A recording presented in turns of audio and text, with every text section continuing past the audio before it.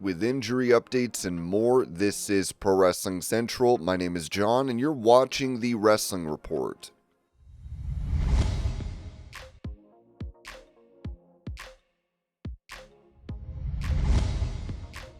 Explaining why Dominik Mysterio is not going to be at Night of Champions, Ringside News wrote that the WWE Night of Champions card took a hit this week when Dominik Mysterio's Intercontinental title defense against AJ Styles was abruptly scrapped. Now, the real reason behind his absence has come to light. During the June 23rd episode of WWE Raw, Adam Pearce dropped the news on live TV, telling Styles, "Your Intercontinental title match with Dominik Mysterio at Night of Champions, it's not happening." At the time, no further details were given. Later that night, WWE confirmed Dominik was dealing with an injury but stayed quiet on specifics. Now, sources have revealed via PW Insider that Mysterio is nursing a ribcage issue, which led to him being pulled from the June 28th Premium Live event in Saudi Arabia.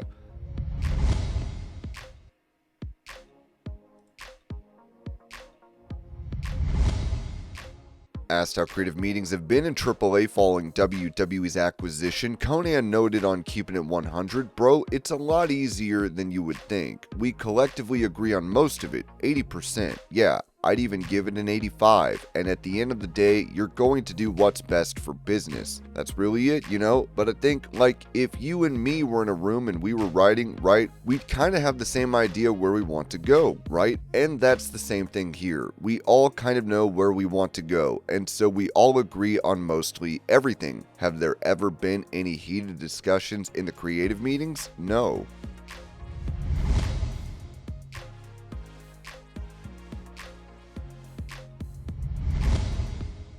Revealing that TNA star Joe Hendry, who is in a feud with NXT star and TNA champion Trick Williams, will be showing up more in WWE, Fightful Select reported that. No surprise here, but Joe Hendry is expected for more WWE dates.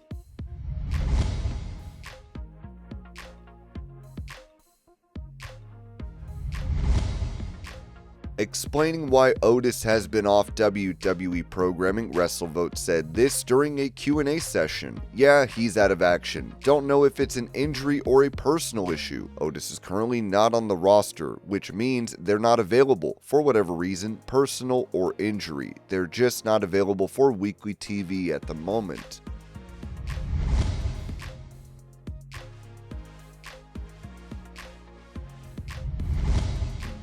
Recalling his first world title victory in WWE, Rey Mysterio told the No Contest Wrestling podcast, "I truly believe in my heart that moment wouldn't have happened if Eddie Guerrero hadn't passed, because the connection that Eddie and I had, even though we were feuding at the end. My last match against Eddie was SummerSlam for the custody of Dominik, which I wish Eddie would have beat me and he would have kept on it looking back. But that connection that we had, you know, everything that we did together was so unique, so real, so organic. When Eddie passed, I believe Pat Patterson was the one that mentioned to Vince McMahon at the time, you got to put the title on him. And that took me to, obviously, winning the Royal Rumble and then moving on to winning the world title. But it happened so fast and it was so surreal. Having my wife there, Dom and Aaliyah, you know, just very young. The excitement, there were a lot of friends, a lot of people that wanted to be there just to celebrate with me. By the time I got to my room and unwound, it was like it's all gone. Like that's it. It's over. You enjoy the moments of exposure or laughter or just even talking about what happened that night. But once you get to your room, it almost vanishes. Then you go back to reality. It's like, all right, that was just another day at work. And that day at work went perfectly well. So I'm ready to move on, wake up the next day, and keep grinding."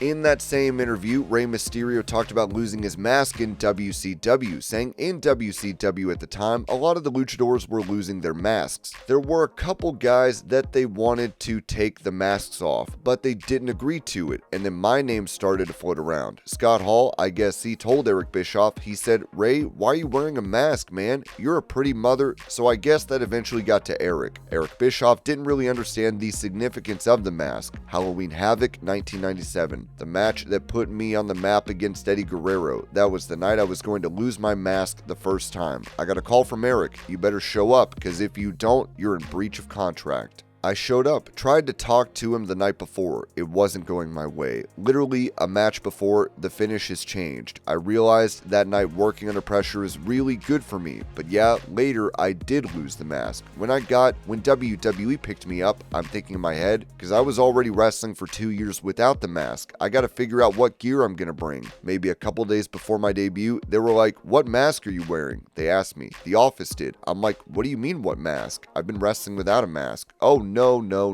Vince McMahon wants you to come back with the mask." I was like, "Nobody told me anything."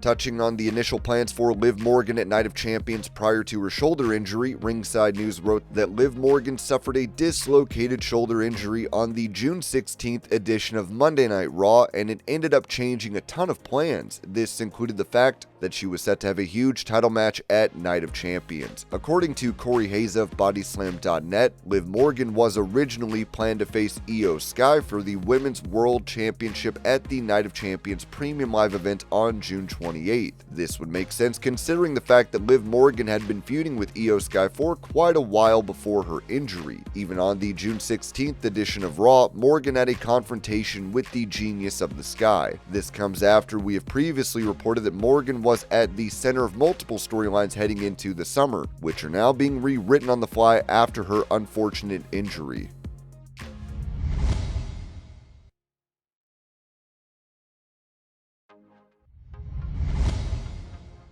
With a fan online telling former WWE star Saraya to start an OnlyFans and that it would print money, she responded, "I know it would, but I just don't want to."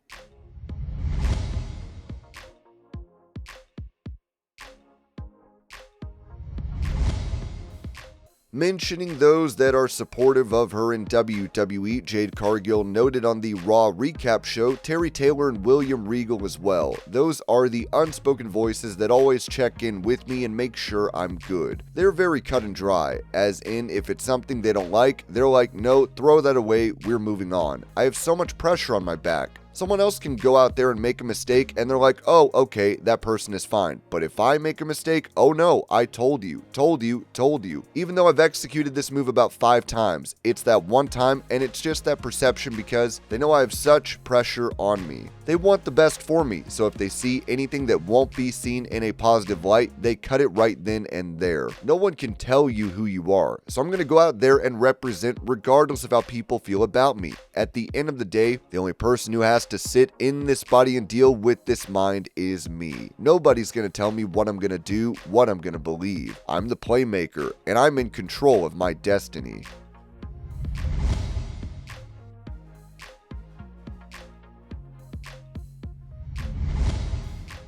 When it comes to Drew McIntyre returning to WWE, this was said in a WrestleVotes Q&A. Nothing on the pipeline recently, which tells me it's not imminent. When he's ready, if I was booking, I'd push him right on the top. I think the guy deserves it, and you could tell when he's not on TV, like as of late, the show is lacking a little bit. So when he's ready, you put him right back in that main event scene. Previously, McIntyre talked about how banged up he has been, telling the Orlando Sentinel, "I can't turn my head all the way left yet. Working hurt is just what happens if you're an athlete, especially as the years go by. If you're injured, it is something to take care of. Maybe back in the day, we would have taped it up and gone with it. In the past, I have worked with muscle tears and breaks, which isn't the most sensible thing. But the way we operate now, you want to last for the long run."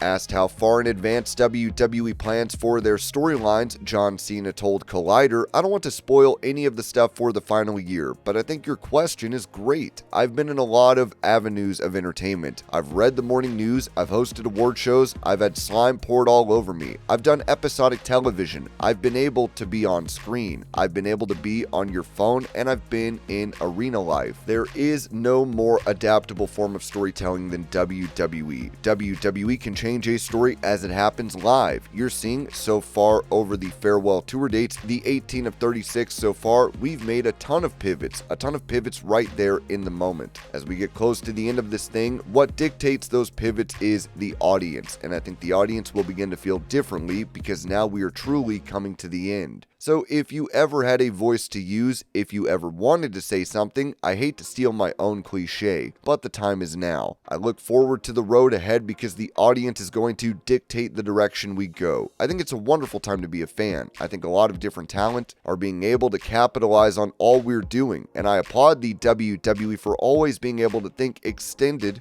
but pivot on a dime in a moment as it happens. I think that's their strongest suit.